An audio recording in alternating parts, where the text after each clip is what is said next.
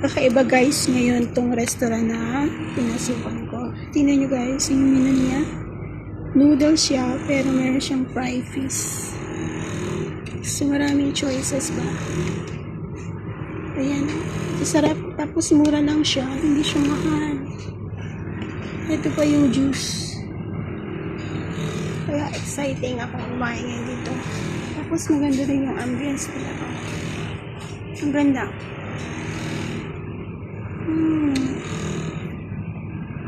Ang sarap kumain. Mag-isa lang ako ngayon.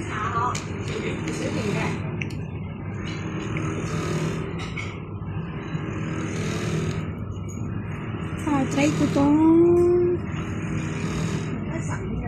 mango juice. Ang ganda pa ng lugar nila. Kaya mag-i-enjoy ako kahit akong mag-isa lang guys.